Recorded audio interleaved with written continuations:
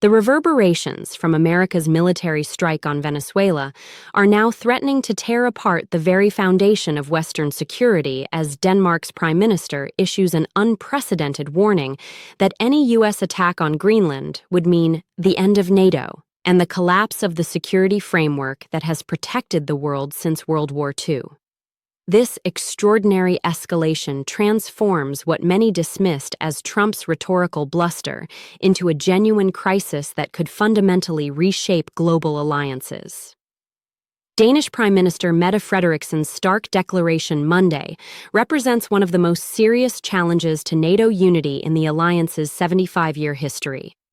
Speaking to Danish broadcaster TV2, Frederiksen delivered what amounts to an ultimatum to the Trump administration.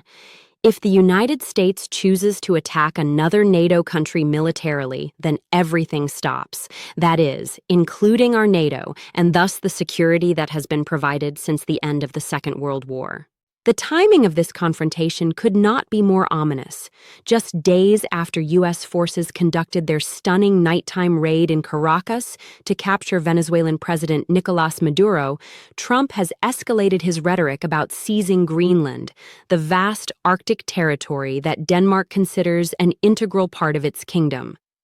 What European leaders once dismissed as typical Trump hyperbole now carries the weight of demonstrated military action, fundamentally changing the calculus of international relations.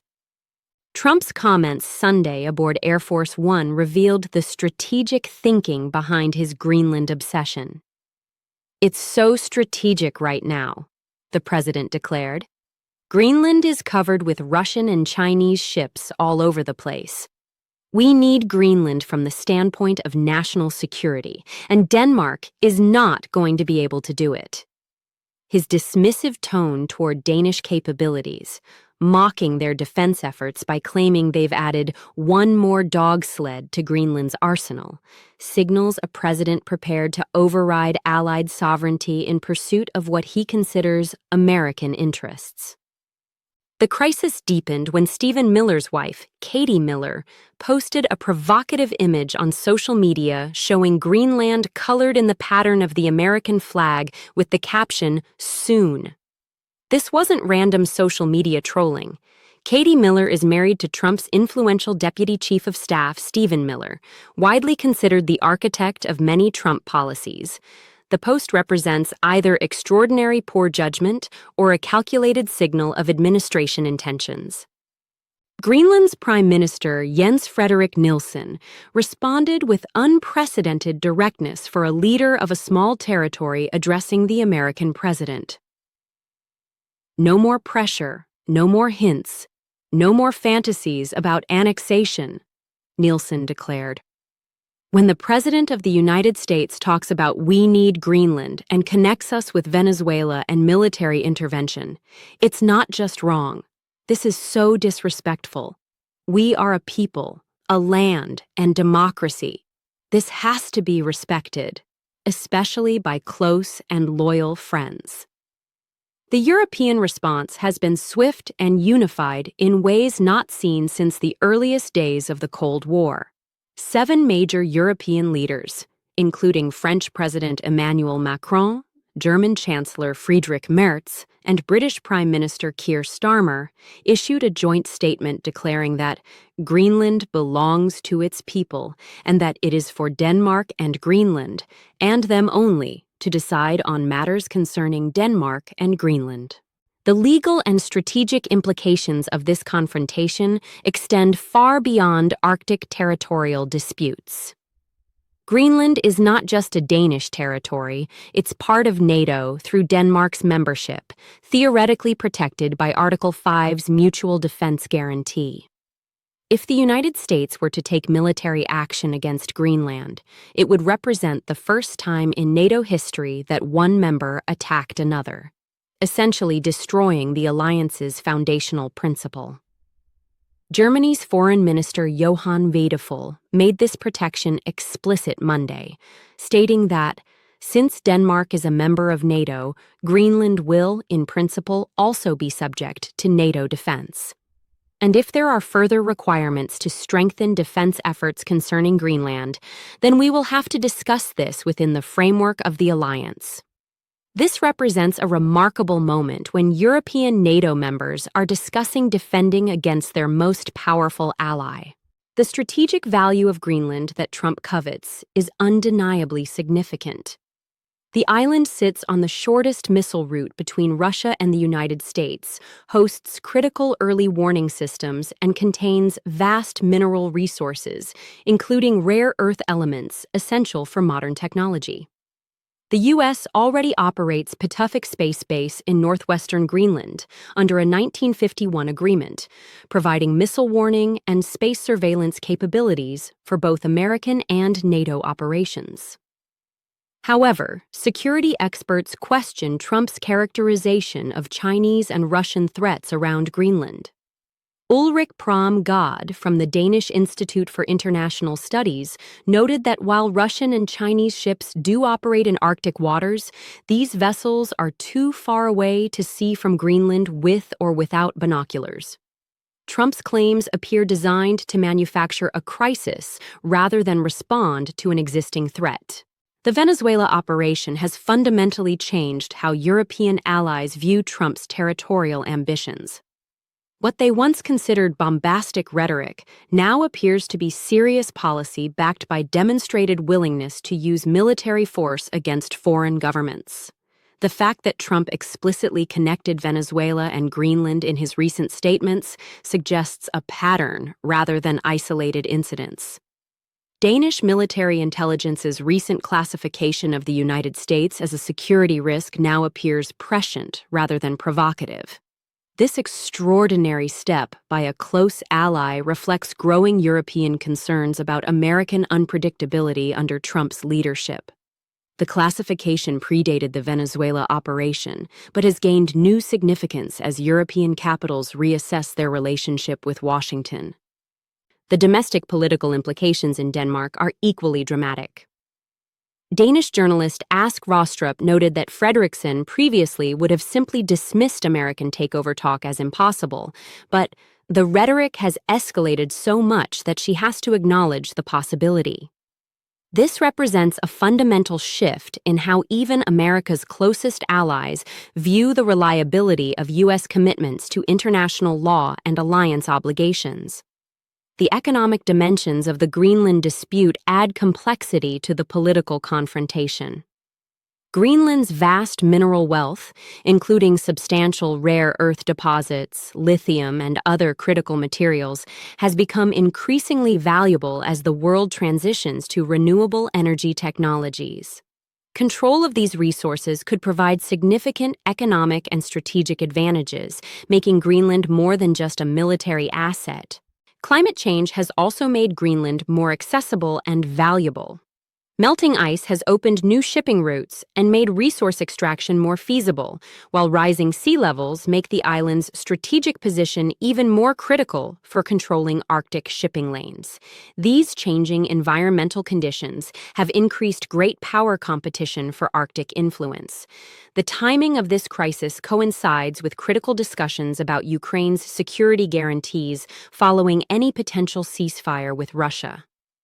European leaders meeting in Paris with Ukrainian President Volodymyr Zelensky are trying to construct security arrangements that could include multinational forces protecting Ukraine from future Russian aggression. Trump's threats against Greenland undermine these discussions by raising questions about American reliability as a security guarantor.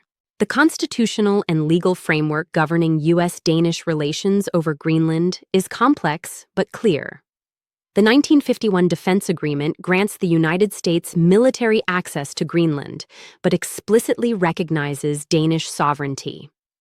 Any American attempt to change this arrangement through force would violate multiple international treaties, including NATO's founding principles and the UN Charter.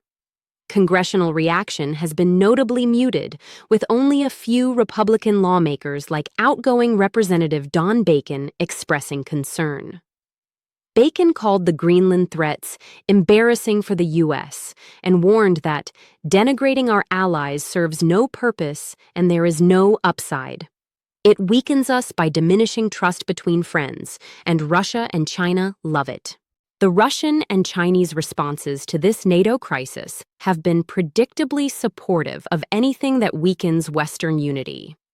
Moscow and Beijing benefit enormously from American conflicts with European allies, as such divisions reduce coordinated resistance to their own territorial ambitions. Trump's Greenland threats serve Russian and Chinese interests by fracturing the alliance that has contained their expansion since World War II. The precedent being set extends far beyond Arctic territories to fundamental questions about international law and order. If the United States can simply declare strategic interest in allied territory and threaten military action to achieve control, what prevents other powers from making similar claims? The principle of territorial integrity that has governed international relations since 1945 faces its greatest challenge from America itself. European defense planning is already adapting to the possibility of reduced American reliability. Discussions about strategic autonomy and increased European defense spending have gained urgency as allies contemplate scenarios where they cannot depend on American security guarantees. The Greenland crisis accelerates these trends by demonstrating that America might become a threat rather than a protector. The intelligence-sharing relationships that form the backbone of Western security cooperation face new complications as allies question whether sensitive information shared with Washington might be used to justify future American territorial claims. The Five Eyes Intelligence Alliance and NATO intelligence cooperation could suffer lasting damage if trust erodes further. Public opinion in both Denmark and Greenland overwhelmingly opposes any American takeover, with recent polls showing over 80% rejection of the idea. Greenlanders particularly value their cultural autonomy and self-governance, viewing American control as a return to colonial domination they have worked decades to escape. This makes any forced incorporation politically unsustainable, regardless of military feasibility. The environmental implications of American control over Greenland could also prove controversial. Greenland has pursued sustainable development policies that balance resource extraction with environmental protection. American corporate interests might prioritize rapid resource exploitation over environmental concerns, potentially damaging the Arctic ecosystem and accelerating climate change. Looking ahead, the resolution of this crisis will determine whether NATO survives in recognizable form or fractures under the weight of American unilateralism. European allies face impossible choices between maintaining alliance solidarity and defending fundamental principles of sovereignty and international law. The coming days will test whether diplomatic solutions can diffuse tensions or whether the Western alliance faces irreparable damage. The broader implications for global security are staggering. If NATO fragments over Greenland, it could encourage Chinese aggression in the South China Sea, Russian expansion in Eastern Europe, and other territorial conflicts worldwide. The international order that has prevented major power wars since 1945 depends on reliable alliance commitments that Trump's threats are undermining. Denmark's warning about NATO's potential end represents more than diplomatic rhetoric. It reflects a genuine crisis in the foundations of Western security. The alliance that defeated fascism, contained communism, and maintained global stability for 3 generations now faces its greatest existential threat, not from external enemies but from internal contradictions created by American imperial ambitions. As this unprecedented crisis unfolds, the question is no longer whether Trump is serious about taking Greenland, but whether the Western alliance can survive an American president who views allied territory as negotiable assets in pursuit of strategic advantage. The answer will shape global politics for generations to come.